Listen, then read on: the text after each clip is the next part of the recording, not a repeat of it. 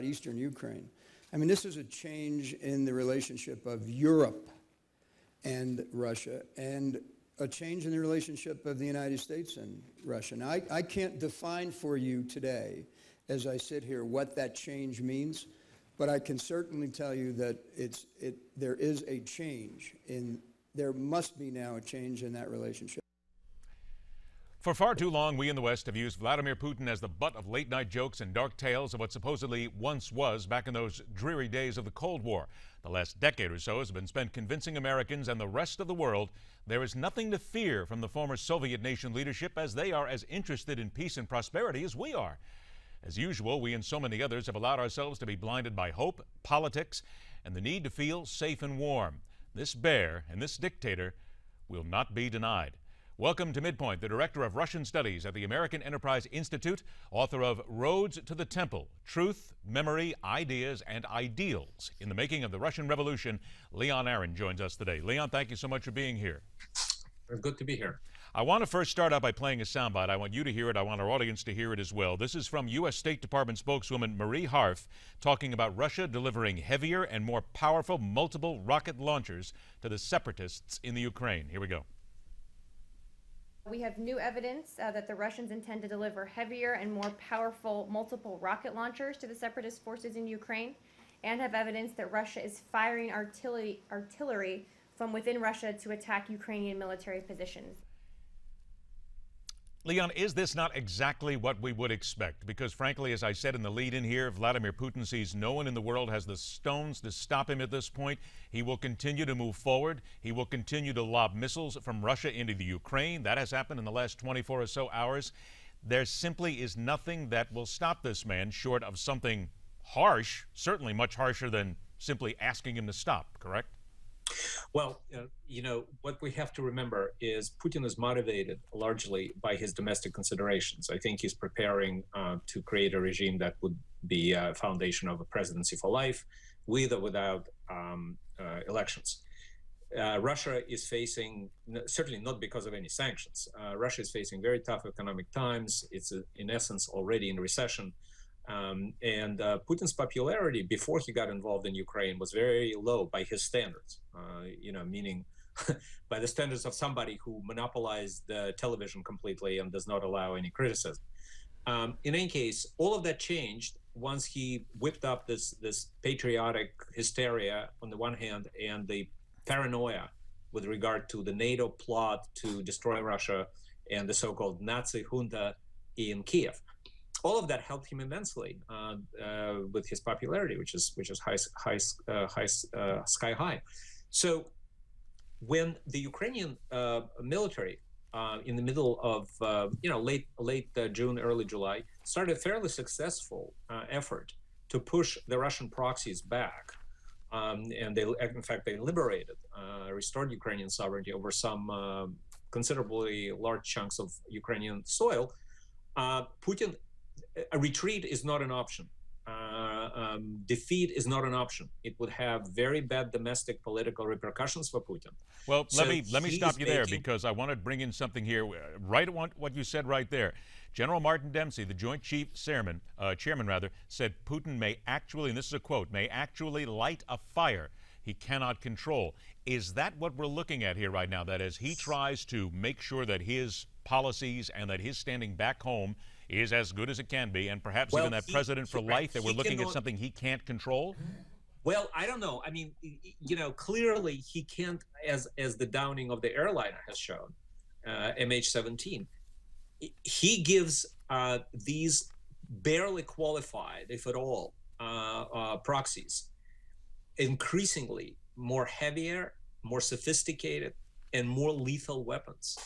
And that obviously is extremely dangerous. That part he cannot control. I think he still controls them as far as, do this, do that, advance, retreat, and whatnot. But again, what we have to keep in mind is that Putin is not retreating from Ukraine. He cannot accept a defeat in Ukraine after this half a year of the propaganda that showed that he is protecting Russia, Russian sovereignty, Russian co-religionists, ethnic Russians in Ukraine. He cannot move back. As a result, we have seen what you showed in that clip, an increasing movement of increasingly heavier, more sophisticated, more lethal weaponry. And now Putin faces this. If Ukraine continues its offensive, and on the ground, they're very successful. They're pushing the rebels farther and farther north and west towards Russia. What would he do in terms of his last stand? Of course, he can move regular troops across the border and sort of start a regular war between Russia and Ukraine.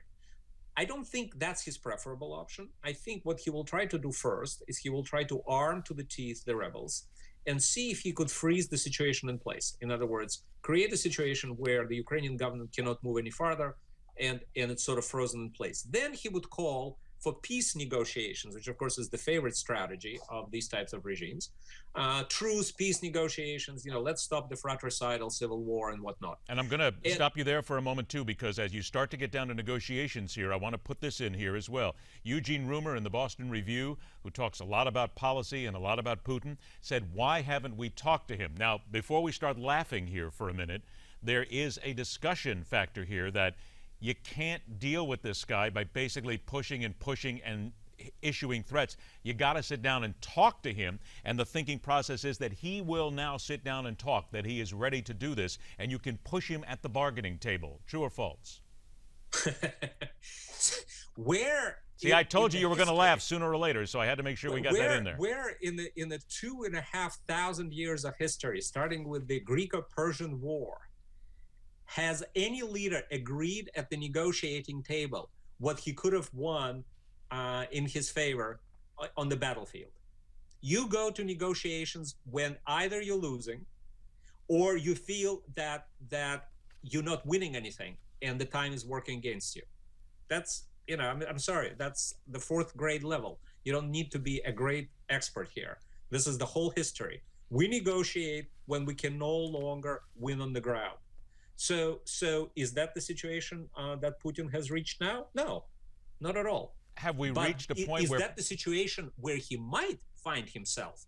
Perhaps, if Ukraine continues its offensive, if we don't pressure Ukraine to stop for yet another ceasefire that is going to be violated immediately by the so-called rebels, and if we finally send Ukraine not weapons, but help them with intelligence, with the night vision goggles, with some training, yes, at that point, Putin will face a very harsh choice. He can go and try to negotiate a frozen conflict, still leaving his proxies in charge of what they control now, or he can move regular troops across the border and start a regular war, which I think is a riskier thing for him and not the most preferred option. Well, but I got to ask you a question here simply based on what we have seen. How crazy is this guy to where it gets to the point where he may do just that?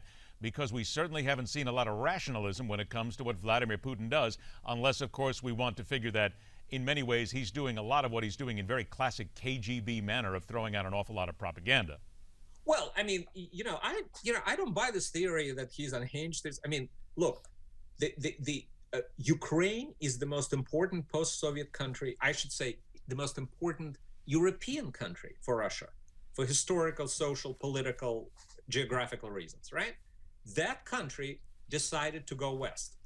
Well, I think it's very rational for Putin to try to destabilize, dismember, humiliate, punish it. I mean, what's so irrational about it from the authoritarian, dictatorial point of view? So plus he's afraid that this turn towards democracy, turns toward the West, is going to spread to Russia. That's a mortal danger. So he's trying to prevent it. So the real issue for Putin is by what means. And I think so far he pushed and pushed. And why would he stop if there is really very little price to pay? I have about a minute left. I need to ask your opinion on this.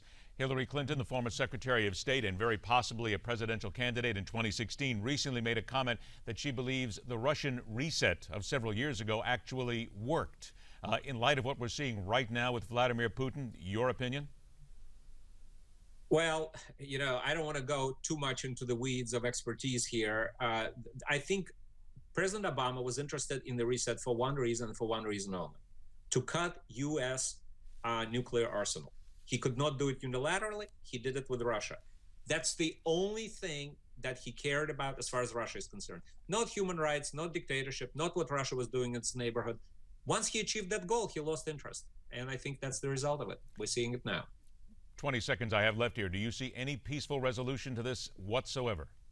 If the Ukrainian military, with our help, with the help of the West, is successful on the ground, I think Putin may agree to some sort of truce and negotiations. Are the missiles, perhaps the ones that we're seeing launched from Russia now, an indication that maybe he is losing? He is in a very tough spot militarily, it remains to be seen whether he still hopes to prevail on the battlefield. Dr. Leon Aron, we thank you so much for your insights. Please, sir, let's do it again. By all means. Thank you very much. Next up, the Obama administration has what they consider to be the best answer for the current immigration debate.